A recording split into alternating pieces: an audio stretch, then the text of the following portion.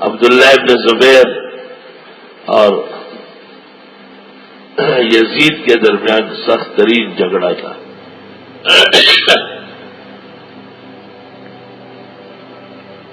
اللہ، یزید تو اس کے مقابلے میں ناکام ہو گیا، پھر مروان بھی ناکام ہو گیا. اس کا بیٹا آیا عبد الملک، وہ بادشاہ بنا مروانی، لیکن یہ جلدی جلدی ہوا ہے. اور عبد الملک نے حجاج ابن یوسف ثقفی کو بصرے کے ساتھ حرمین بھی دے دیے، اس کا گورنر بنایا، اور اس کو کہا کہ یہ عبداللہ ابن زبیر سے ہماری جان چھڑا لو. عبداللہ ابن زبیر مکہ مکرمہ میں جم گئے تھے.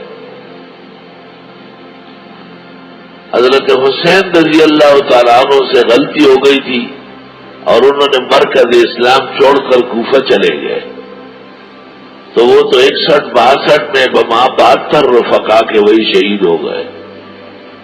اور ان کو حسن نے اور ابن عباس نے کہا تھا کہ مدینہ نہ چھوڑنا، لیکن حسین بہت تیز اور چست ہے، جوشی قسم کے آدمی تھے، وہ کسی کی بات نہیں مانتے.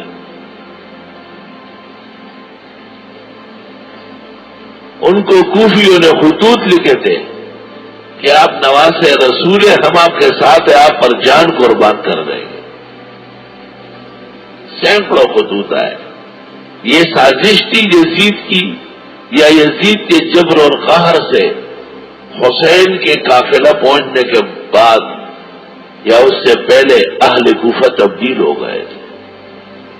انہوں نے مسلم ابن عقبہ کو وہاں بھیجا تھا اور اس نے تمام لوگوں کو دمکا دیا تھا کہ حسین کا ساتھ دیا تو سر قلم کر دے.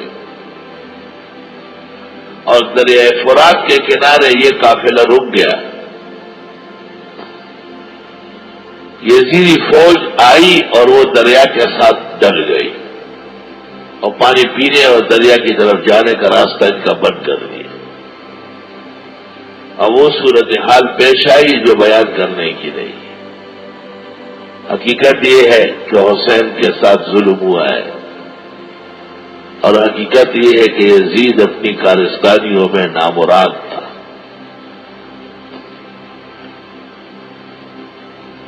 لیکن حضرت حسین مجتبی ان کو تو یہ کہا گیا تھا کہ مت جاؤ، چو قضا آیت طبیب ابلا شود اور روغن بادام و خشکی بھی کنت.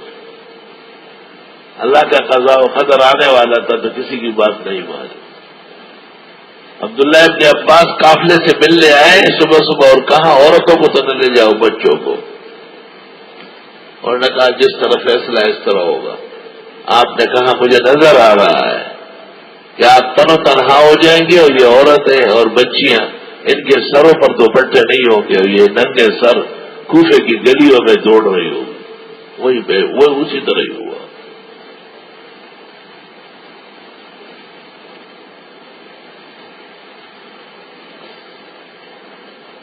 جب حضرت حسین کا سر کاٹ دیا گیا اور وہ دربار میں پیش ہوا تو بھی وہاں پر زار و قطار لوگ روئے.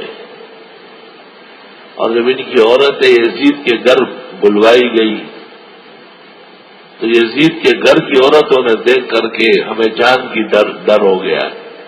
پیغمبر کے خاندان کے ساتھ ایسا سلوک خود کا.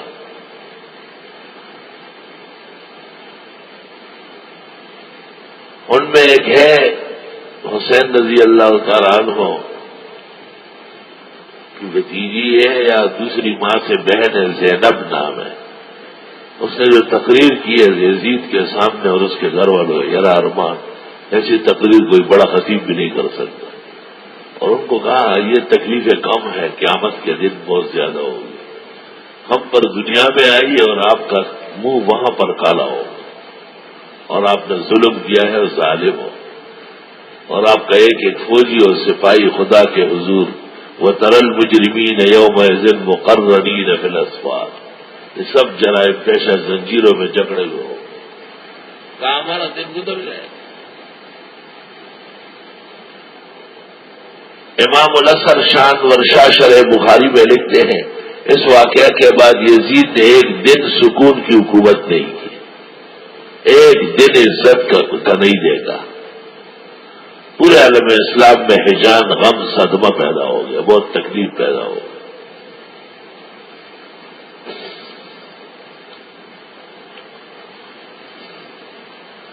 تو عبداللہ ابن زبیر مکہ میں رہے، یزیدی افواج ان کے مقابلے میں ناکام ہوئی، پھر مروان آیا، ناکام ہوا، پھر اس کا بیٹا آیا عبد الملک، وہ بہت مدبر تھا، اس نے حجاج ثقفی کو مکہ مدینہ دے دیے، اور اس نے حضرت عبداللہ ابن زبیر پر حرم شریف میں منجنیق چلائے اور وہاں شہید کیا ہے۔